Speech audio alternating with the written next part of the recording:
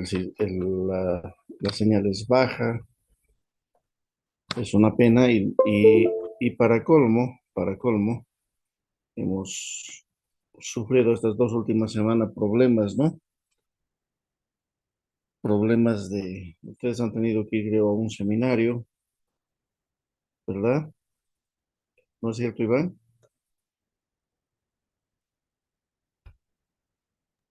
Sí, sí, Licen, buen día.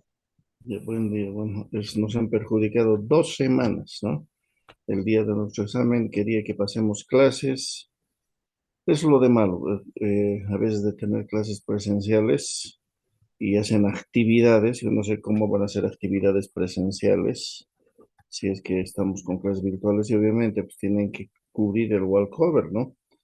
Porque no podemos quedar mal con la carrera, pero igual deberían prever otro tipo de gente, no obligar a nosotros, pero bueno, todo sea por la carrera, jóvenes. Bueno, el día de hoy día vamos a terminar de llevar y al final vamos a quedar la fecha del examen final y obviamente también vamos a algunos aspectos del curso, ¿de acuerdo? Vamos a empezar entonces rapidito para no perder tiempo.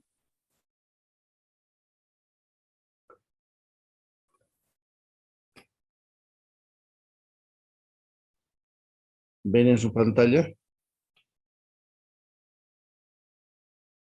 ¿Ven en su Sí, pantalla? sí, Licen. Ya, yo voy a tratar de salir de la pantalla para que no se cuelgue. Mejor, es así, de acuerdo. Están viendo, ¿no?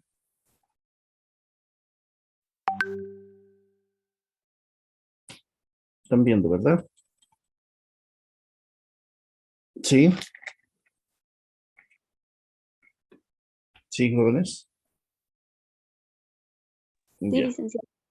perfecto, gracias. Entonces, vamos a ver un ratito rápidamente.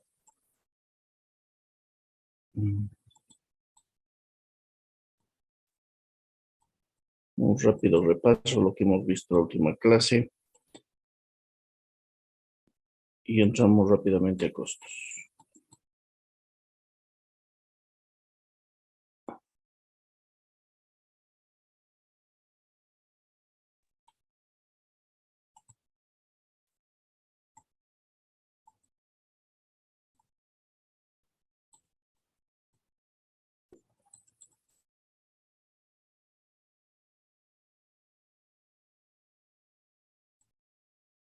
Aquí está, la teoría de la producción. Empezamos rápidamente. Ya.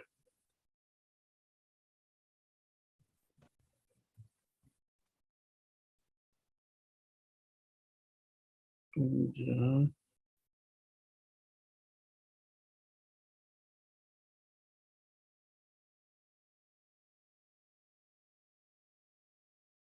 Mm, Ya. Ahora ve mejor, ¿verdad? Sí. Sí, jóvenes. Sí, Sí, Ya. licenciado. Rápido entonces. Estamos viendo la teoría de la producción que ya habíamos visto. ¿Y por qué he insistido tanto, les decía, en manejar bien todo lo que es la metodología de la teoría del consumidor? Porque esto de la teoría de la producción exactamente va a utilizar los mismos instrumentos. Lo único que va a ser diferente respecto a la teoría del consumidor es, digamos, el análisis que se realiza. ¿De acuerdo? Fíjense, ¿qué es la producción? Habíamos dicho que la función de producción no es nada más que el uso de los factores productivos, ¿no? ¿Cuáles son los factores productivos normalmente? Capital, tierra y trabajo. Bueno, aquí tienen una serie de definición medio compleja. El lenguaje que utilizan sabemos bien que es medio complejo y no es el más adecuado, pero yo le estoy dando en otras palabras para que ustedes entiendan de mejor manera. Entonces, a partir de justamente de la producción, del análisis de la producción, podemos establecer el producto medio, cuáles son los niveles de producción a corto y a largo plazo. Podemos establecer el producto promedio el producto total, el producto marginal de lo que es la producción. ¿De acuerdo? Vamos a ver en qué consiste esos criterios. Habíamos dicho que a corto plazo tenemos fundamentalmente que el capital, un momentito, a ver dónde está, ya. Habíamos dicho que tenemos 3 factores productivos, ¿no? ¿Cuáles son los factores productivos?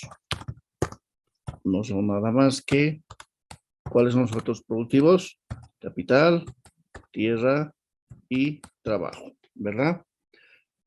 Habíamos dicho que a corto plazo, normalmente hemos dicho que el corto plazo para hacer este tipo de análisis se ha establecido que sea menor a 1 año. El mediano plazo de 2 a 5 años y el largo plazo de 5 años adelante. A corto plazo, jóvenes, podemos modificar rápidamente el tamaño de estructura de la empresa. En otras palabras, ¿podemos modificar capital a corto plazo? No, ¿verdad? No podemos modificar, porque conlleva una serie de procesos, ¿no? Hay que verificar máquinas, realizar las cotizaciones, las pruebas de embalaje, de ensamblaje, etcétera, etcétera. Obviamente va a depender del tipo de empresas, ¿no? Pero normalmente a corto plazo, este factor capital y todo lo que es equipos e infraestructuras no se pueden modificar de un día a otro, ¿verdad? Estamos de acuerdo en eso, ¿no? Si algo que yo diga no entienden, me van a preguntar, ¿de acuerdo? Yo voy a hacer eso, ya lo hemos visto. Para las personas que no estaban, estoy haciendo un rápido repaso y entramos en costos. Entonces, por esa razón, el capital no se puede modificar. El factor tierra, que son los insumos, tampoco se puede modificar. Efectivamente, si ustedes se dan cuenta, podemos comprar más insumos, pero de nada sirve que compremos más insumos si es que nuestra capacidad productiva, ligado a los equipos y a la infraestructura, no va a responder. Lo único que vamos a hacer es comprar, estocar y en muchos casos posiblemente se va a deteriorar esos insumos, ¿no? Entonces, el factor tierra o lo llamado insumos tampoco se puede modificar. Está directamente relacionado con la capacidad productiva, es decir, la capacidad instalada de la empresa, que es el capital. Lo que sí se puede modificar a corto plazo es el trabajo, ¿no? La cantidad de trabajo. De un día a otro, yo puedo contratar o más personas o habilitar más horas de producción. Entonces, bajo ese criterio, la tierra es constante, el factor, digamos, insumos, el capital también es constante y lo único que está variando es el trabajo.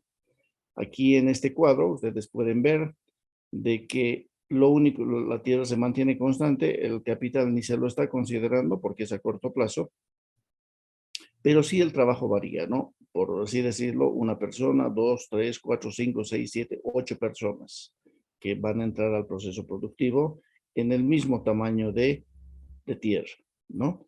¿Cuánto produce una persona? Si no se trabaja, esta tierra, aquí está la tierra, digamos es una hectárea, no sé cómo estará denominado acá.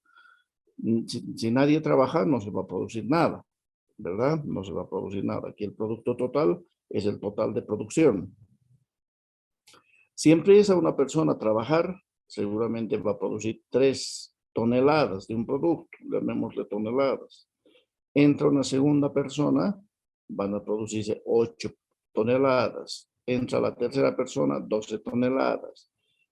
4, 15 toneladas. 5, 17 toneladas. 16, 17 toneladas y aquí empieza a bajar. Este proceso normalmente, si bien aquí vemos cuadritos, digamos, alternativos para explicar la teoría, así funcionan todas las empresas, ¿de acuerdo?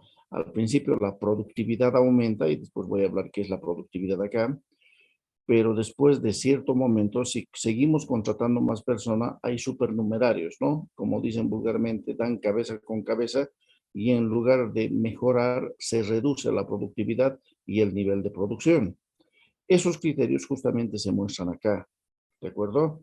Que a partir del quinto, sexto, ya está reduciendo la cantidad de producción total, ¿no? Con 8 trabajadores ya está cabeza con cabeza. Entonces, esto es el nivel de producción total que repetimos, al principio sube y después baja. De esta relación podemos sacar el producto promedio, que es este PP, o producto medio del trabajo. Aquí llamamos la productividad. ¿Y qué es la productividad? No es nada más que la división del producto total entre la cantidad del otro insumo. Por esa razón, 3 entre 1 es 3, 8 entre 2 es 4, 12 entre 3, 4, 15 entre 4, 3, 3 cuartos y así sucesivamente. ¿Qué nos muestra la productividad del trabajo? Mejor dicho, el producto medio, el producto promedio, que es dividido el producto entre los insumos, nos muestra la productividad del trabajo.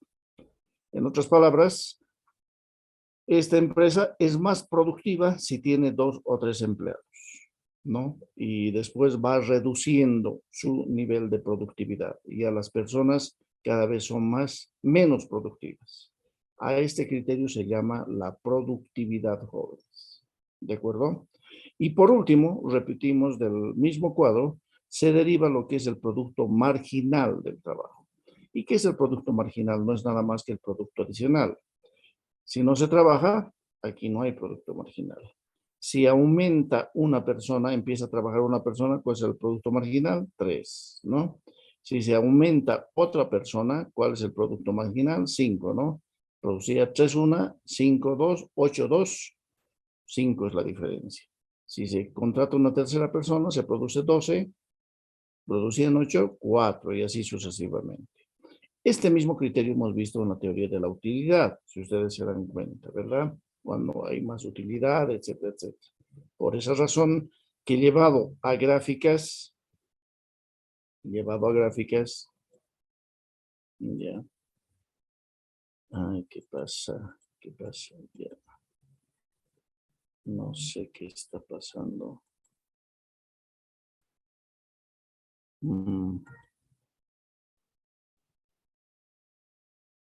Ya.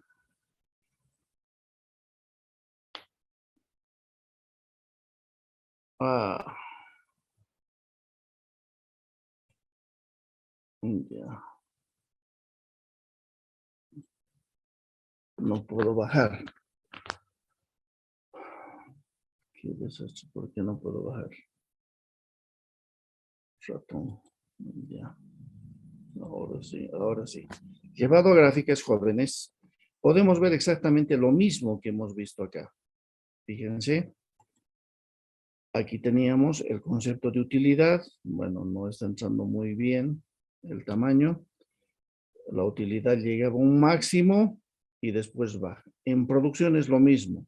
La producción total, en base a esos cuadros, van subiendo al principio y después de cierta cantidad de empleados, la producción baja, ¿no? O sea, la producción ya no aumenta. La productividad, vemos esta otra, están viendo con la flechita lo que les muestro, ¿no? ¿Sí? ¿Sí, jóvenes? Jóvenes, ¿están viendo? Sí, licenciado. Esta productividad, fíjense, al principio, conforme hay menos, se está aumentando trabajadores, aumenta el nivel de producción por persona, hasta cierto punto, porque desde aquí la productividad empieza a bajar. Obviamente, esta curva nunca va a chocar con esta línea, sino va a tender a hacerse infinito, pero a cada vez bajar mucho más, ¿no? Esta es la productividad y está muy ligado a lo que hemos visto de la utilidad media, lo que hemos analizado en la teoría del consumidor. Y el producto marginal, el producto adicional, vemos de que al principio sube, pero después, conforme se van contratando más personas, el nivel de producción adicional que va generando cada persona va bajando. Hasta un punto donde se hace cero, ya no se aumenta la producción. Y este punto es justamente el punto donde el producto total se hace máximo. ¿De acuerdo? Se hace máximo. Entonces, a partir de aquí, el producto adicional baja y fíjense, el producto marginal también baja. ¿no? Ahora, este es un análisis, les repito, a corto plazo. En el fondo, todos estos cuadritos derivan de, digamos, de cuadros de producción. Los ingenieros normalmente son los encargados de elaborar estos cuadros de producción y ustedes tienen que, en base a estos cuadros, realizar este tipo de análisis, ¿de acuerdo? Entonces, eso es a corto plazo. A corto plazo, ¿qué es lo que se puede hacer? Se puede verificar cuál será la cantidad óptima, que sea la cantidad óptima de empleados a contratar. A corto plazo, ¿cuál es la cantidad óptima de empleados a contratar? Según el cuadro que nos mostró, le dice 6. Yo creo que 5, ¿no? Entre 5 y 6, pero yo creo que 5 sería lo óptimo, porque 6 ya estamos entrando en la caída, ¿verdad? Entonces, para ese tipo de situaciones es justamente lo que hay que analizar, ¿de acuerdo? Se realizan estos análisis. ¿Está claro esta parte?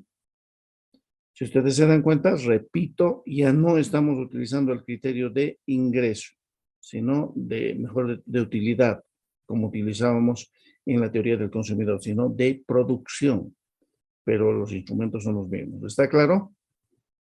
¿Está claro? ¿Sí?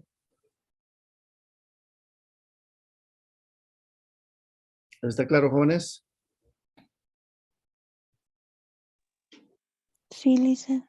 Ya. Vamos a irnos al mediano y largo plazo. A mediano y largo plazo, estos factores, aquí están las etapas de la producción, ya les había dicho lo que les decía, ¿no? La cantidad óptima sería esta de empleados, ¿no? Y el nivel óptimo de producción a corto plazo es esta, ¿no? Normalmente hay tres etapas de trabajo, uno donde la productividad o el producto promedio es máximo, que justamente es donde más está subiendo más rápidamente el proceso de producción. La segunda etapa, donde también sigue subiendo, pero la productividad ya está bajando. Y la tercera, donde definitivamente nadie quiere estar, ¿no? Ya el producto está cayendo y el producto adicional por persona también está cayendo. Entonces, máximo tendríamos que contratar de 5 o 6 personas. Si contratamos más personas, lo que vamos a hacer es perder dinero, vamos a perder eficiencia, productividad, etcétera, etcétera. Entonces, ¿dónde nos tenemos que situar para generar un proceso de producción? Lo óptimo es en el sector de trabajo 2. Eso es lo que nos muestra esta gráfica y obviamente cuál es la cantidad óptima de empleados entre 5 a 6 personas. ¿De acuerdo? Está claro esto, ¿verdad? Continuamos. A mediano y largo plazo, jóvenes, todos los insumos ya son variables. Lo que decíamos acá, capital, tierra y trabajo, el capital ya podemos modificar. Podemos instalar nuevas fábricas, nueva infraestructura y obviamente esa capacidad productiva también va a estar ligada a lo que es insumos, porque los insumos obviamente tienen que estar acorde a esa capacidad productiva y podemos contratar, digamos, o comprar más insumos para la producción que responda a esta capacidad instalada. Y obviamente también podemos modificar la cantidad de trabajadores, o sea, todos estos factores son variables, pueden ser variables. De hecho, les había dicho anteriormente, podemos realizar un análisis de este tipo. Estoy rayando acá. Fíjense. Ya. En el espacio. Aquí tenemos capital, trabajo y tierra. Podemos analizar en función de los tres para ver cuáles son los niveles óptimos de los factores que necesitamos para el proceso de producción. Esto normalmente se realiza en microeconomía intermedia, ¿no? El libro de Ferguson es el que explica más adecuadamente en el espacio. Nosotros, para entender, inicialmente solamente vamos a ver dos factores que pueden variar, ¿no? Por eso aquí en el libro justamente solamente analiza en función a dos de las tres, pero tranquilamente podemos realizar el análisis en función a las tres a los 3 factores productivos. Y la cuantificación de estos 3 obedece a parámetros que se tengan que utilizar, que ya les decía anteriormente, normalmente son elaborados por los ingenieros, ¿no? ¿Cuánto necesitamos? Cuando pueden ser variables los distintos factores productivos, vamos a tener, por ejemplo, en este caso, en este caso, que las variables son trabajo y capital, ¿no? Los insumos están en función del capital y no es necesario cuantificar, digamos, trabajo y capital. En base a esto se forman las isocuantas.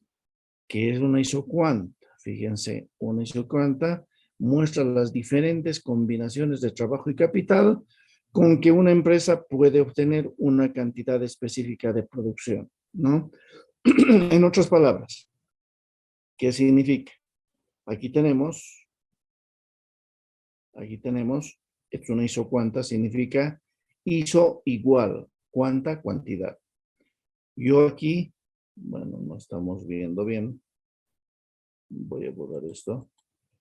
Yo aquí, directamente, puedo comprar distintas cantidades o realizar distintas cantidades de inversión en infraestructura y máquinas, o, caso contrario, puedo contratar más personas.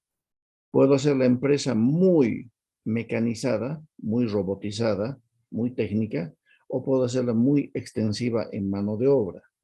Una isocuanta me muestra un nivel de producción, ¿no? Que yo puedo alcanzar con distintas combinaciones de capital y de trabajo. O sea, de cuánto tengo que invertir en capital y cuánto tengo que invertir o contratar mano de obra. ¿De acuerdo? Hay distintas combinaciones. Obviamente, si es que yo quiero mejorar el nivel de producción, tengo que aumentar, digamos, estas isocuantas, ¿no? Si ustedes se acuerdan, estas isocuantas en la teoría del consumidor eran las famosas curvas de indiferencia. ¿Se acuerdan, verdad? ¿Sí? ¿Se acuerdan, sí? Sí, Ya. Esas curvas de indiferencia, que nosotros éramos indiferentes entre un bien y otro bien, aquí es la isocuanta, ¿no? Aquí tenemos las posibilidades de, digamos, de invertir y de contratar personas. Cada una de estas isocuantas nos muestra un nivel de producción. Por esa razón dice, una isocuanta nos muestra las distintas combinaciones de capital o trabajo que yo puedo escoger para obtener un nivel de producción. Este nivel de producción es el mismo. El 2, obviamente, es una producción mayor o menor. La 2 será una producción mayor o menor. Jóvenes, esta curva 2 es producción mayor o menor. Mayor. Mayor, ¿no? Porque estoy generando más nivel de producción. Y si ustedes se dan cuenta, obviamente para generar esto necesito más capital y más trabajo. Y si quiero llegar a la tercera, pues mucho más, ¿no? Necesito más capital y más trabajo. Entonces, esto es lo que veíamos de las curvas de indiferencia en la teoría de la producción. Se llaman las isocuantas, ¿de acuerdo? Igual cuantía, ¿no? Mismo nivel de producción, ¿no? Nos muestra un nivel de producción con distintas combinaciones de capital y trabajo que yo puedo utilizar en la empresa, ¿de acuerdo? Aquí, ¿se acuerdan ustedes qué es lo que hago si es que yo quiero contratar más personas? ¿Cuánto tengo que dejar de invertir en capital? ¿No? Esto nos muestra, queda en la teoría del consumidor, la tasa marginal de sustitución, ¿verdad? ¿Sí? Estaban sustituyendo un bien por otro bien. ¿Qué sucede si yo quería un refresco en lugar de un pan, no? La tasa marginal de sustitución de refresco por pan. ¿Se acuerdan que veíamos eso?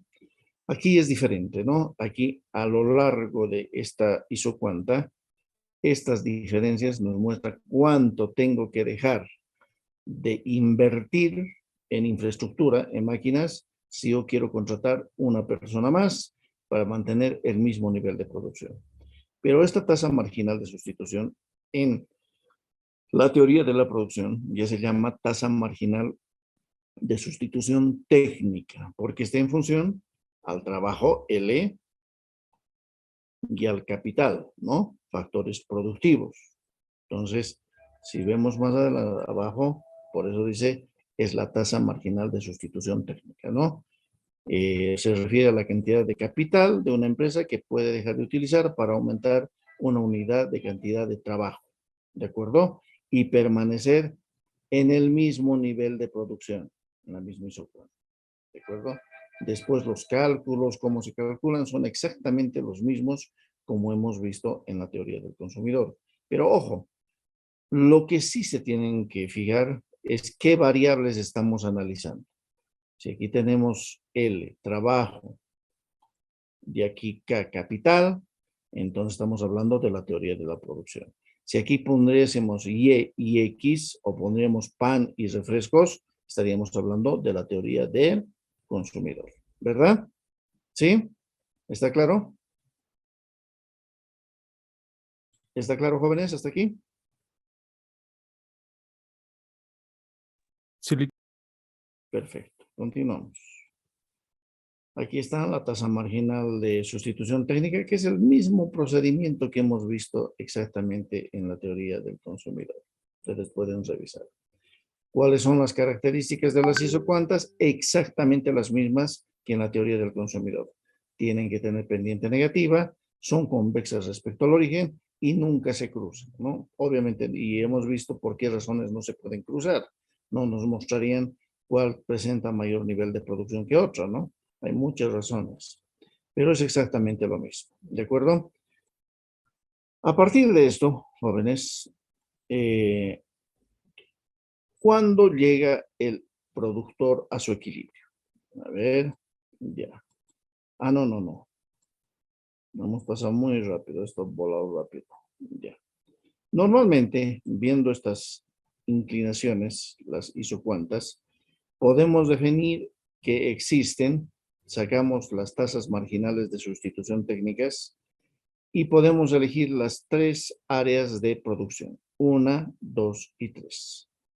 El óptimo sector de producción obviamente tiene que estar en este 2 al medio, porque estos muestran unas empresas demasiado intensivas en capital y aquí demasiado intensivas en mano de obra. Por esa razón, inclusive, se está reduciendo el nivel de producción, ¿no? Por esa razón, el óptimo de producción en base a esos coeficientes que saquemos de la tasa marginal de sustitución, nos van a dar estas líneas, y el nivel de producción tiene que ser este. Esto se trabaja, repito, con los coeficientes de la tasa marginal de sustitución. ¿De acuerdo? Queremos alcanzar mayor nivel de producción. ¿Qué es lo que busca el productor como objetivo? Habíamos dicho, ¿cuál es el objetivo del productor inicialmente? ¿El principal objetivo cuál es?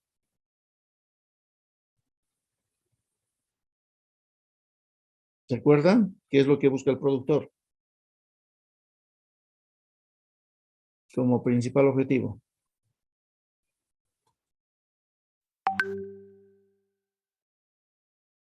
A ver, ¿nadie se acuerda? un mayor nivel de producción. Exactamente. Lo que buscamos es ampliar nuestro nivel de producción, ¿no?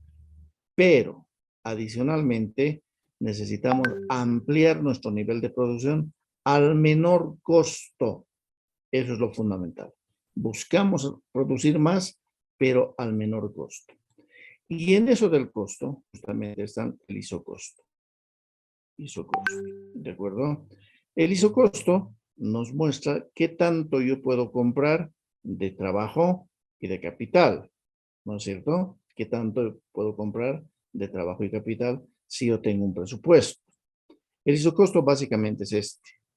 ¿Se acuerdan? En la teoría del consumidor era la línea presupuestaria, ¿no? La recta presupuestaria.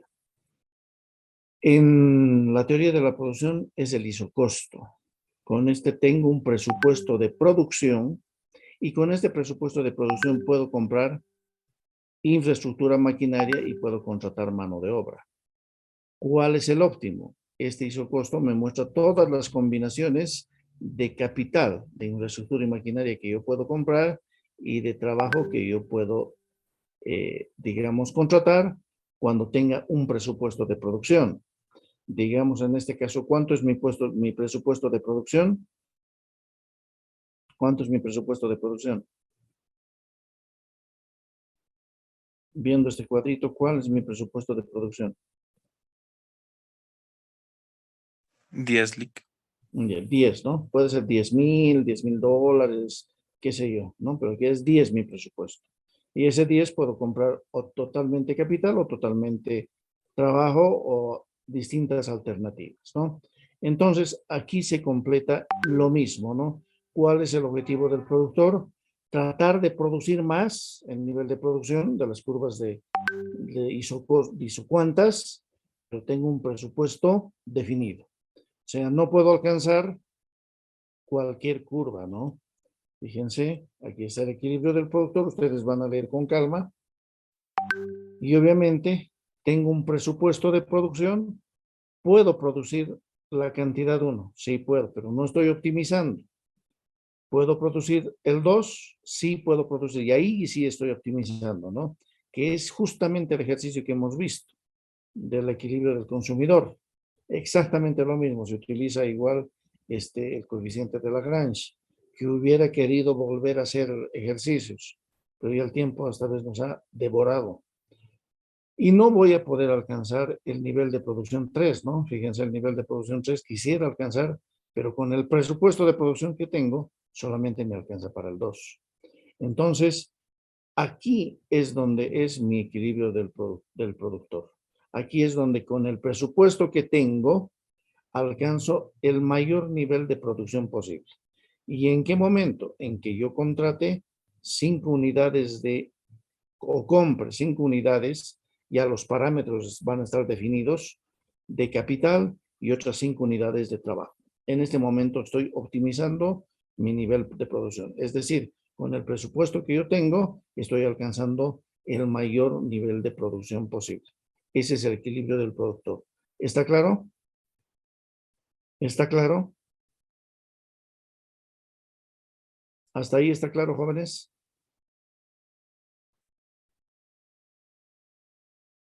¿Sí o no?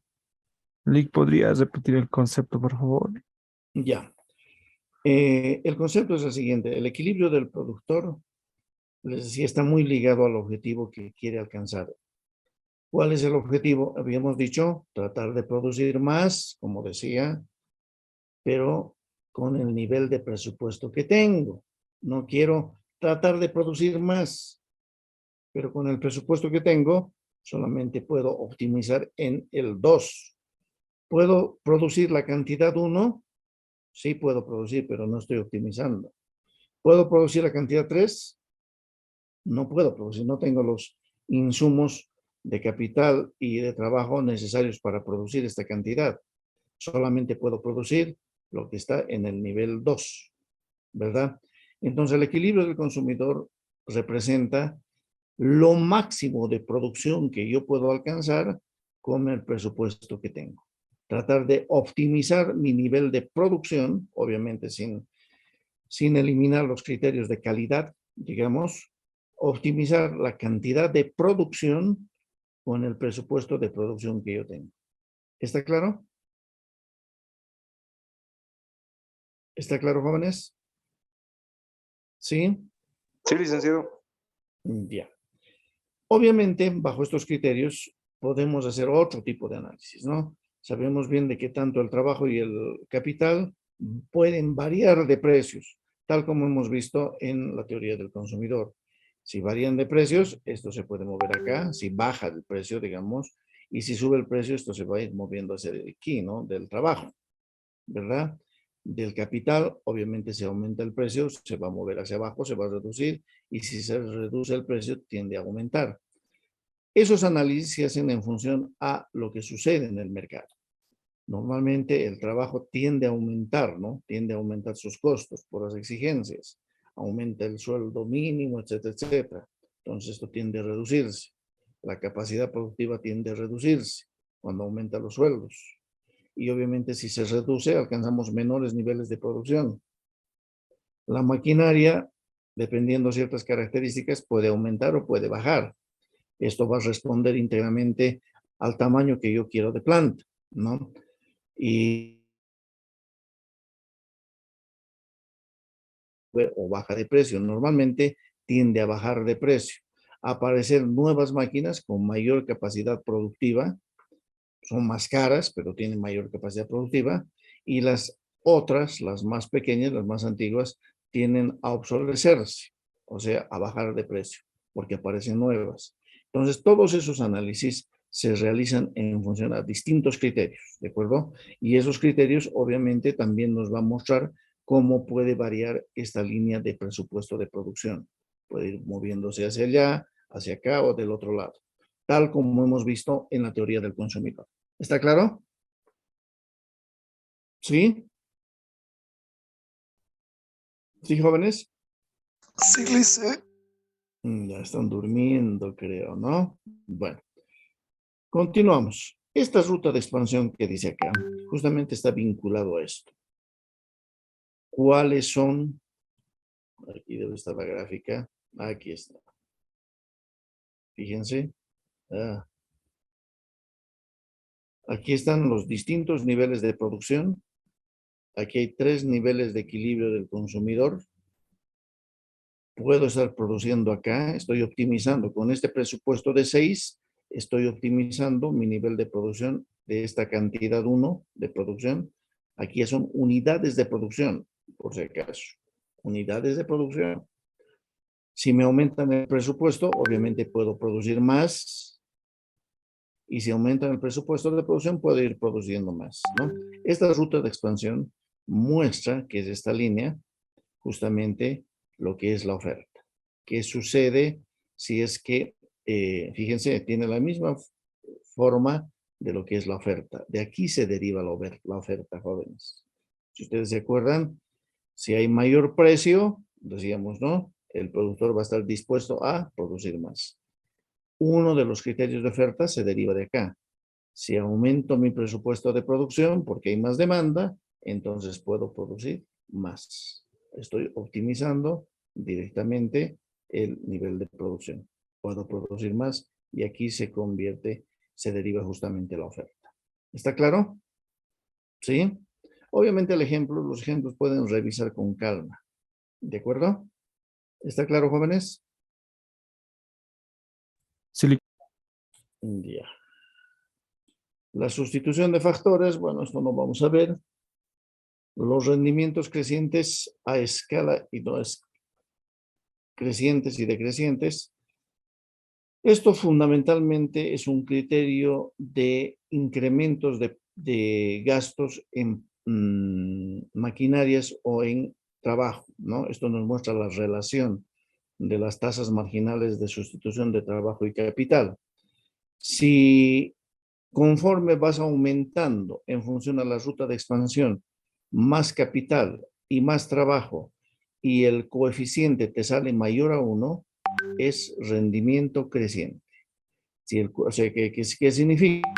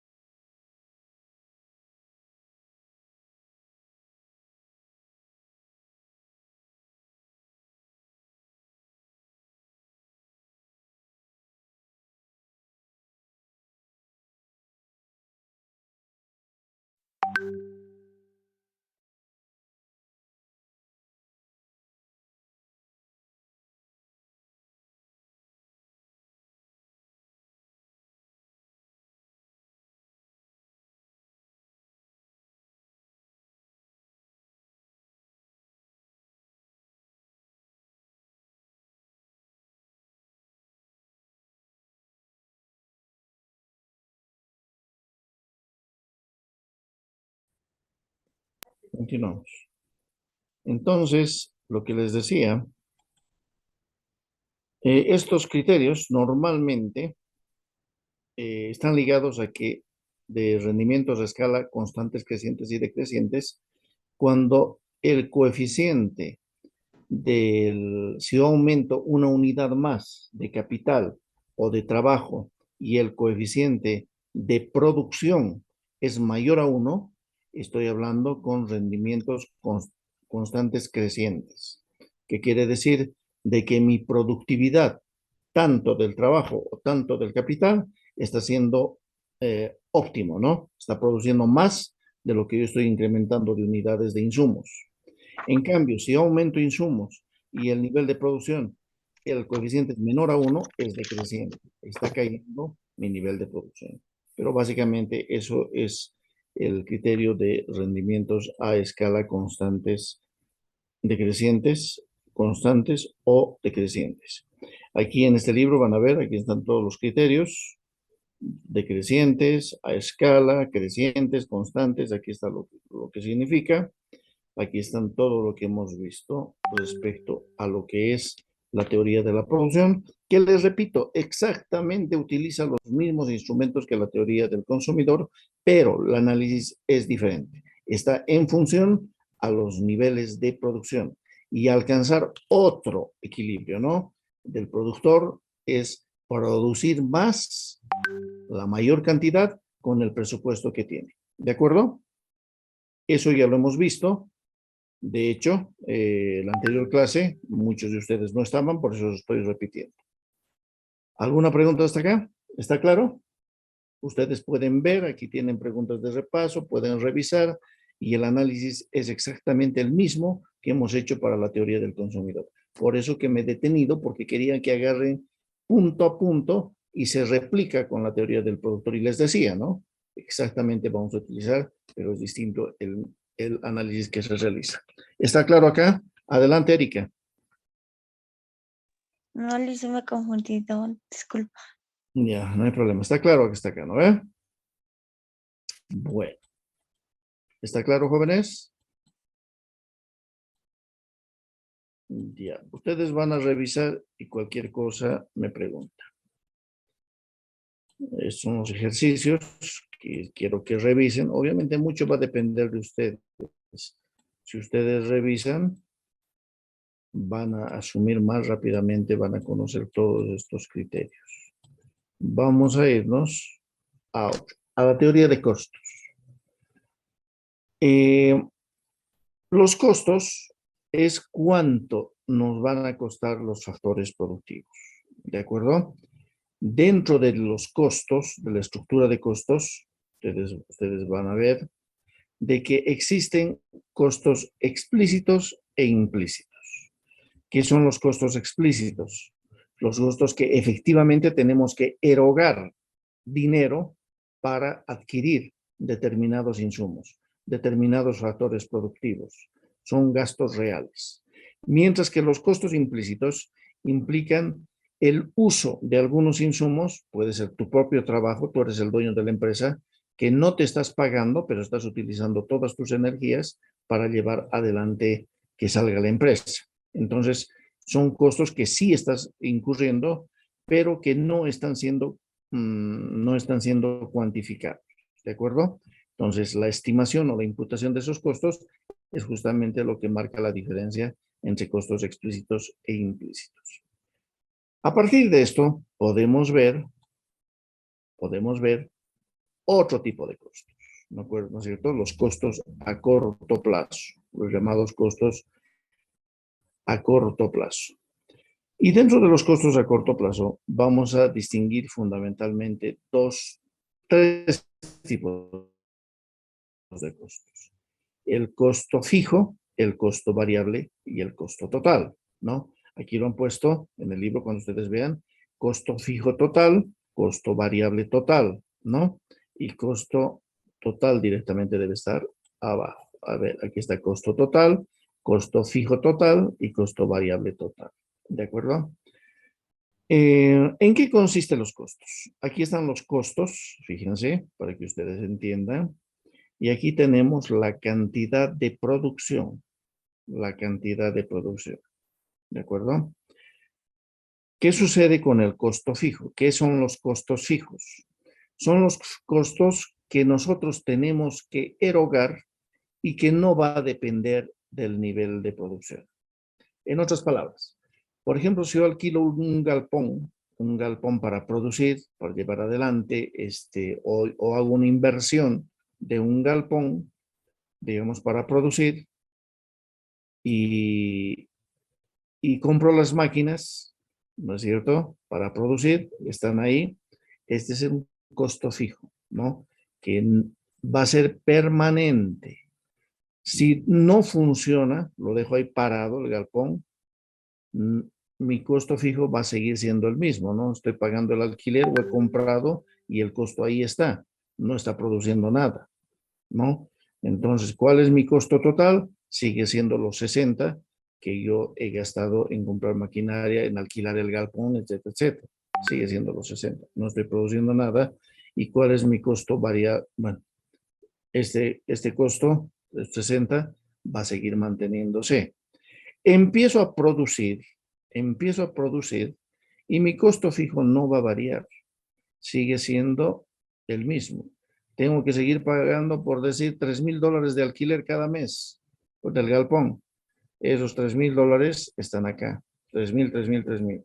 O decir, qué sé yo, $600. Aquí está 60, ¿no? $60. Ya. $60 de alquiler. Cada mes tengo que pagar $60. Es mi costo fijo, que no tiene nada que ver con el nivel de producción. Son costos que yo tengo que erogar independientemente del nivel de producción. ¿Está claro lo que es costo fijo? ¿Sí? Os repito, dígame. El concepto lo dijo muy rápido. Ya, el costo fijo es un costo que se realiza y que no depende del nivel de producción. Es un costo fijo que se mantiene, justamente fíjense esta línea, esta gráfica se deriva acá, esta línea se mantiene porque es una cantidad, el alquiler es el mejor ejemplo. He alquilado un galpón, pago $60 y produzca o no produzca nada, cero, o produzca 6,000 unidades, digamos aquí, igual tengo que pagar el alquiler. Entonces, es un costo que no depende del nivel de producción, sino es un costo que tengo que pagar sí o sí, produzca o no produzca. Produzca más o produzca menos o no produzca, igualito tengo que pagar. A eso se refiere el costo fijo. ¿Está claro? ¿Sí? Sí, Ya. El costo variable, su nombre lo dice, este sí varía. Está en función de la cantidad de producción. Y claro, si yo, por ejemplo, voy a hacer ternos, si no produzco ningún terno, no voy a gastar. Si yo produzco un terno, seguramente este va a ser mi costo. Si produzco 2, 3 y así sucesivamente, mi costo va a ir aumentando, ¿no? Porque voy a estar comprando más insumos. Y si compro más insumos, obviamente va a aumentar mis costos. Obviamente que este incremento no es simétrico, porque ustedes saben de que a veces al mayoreo tienden a bajar los precios cuando yo compro los insumos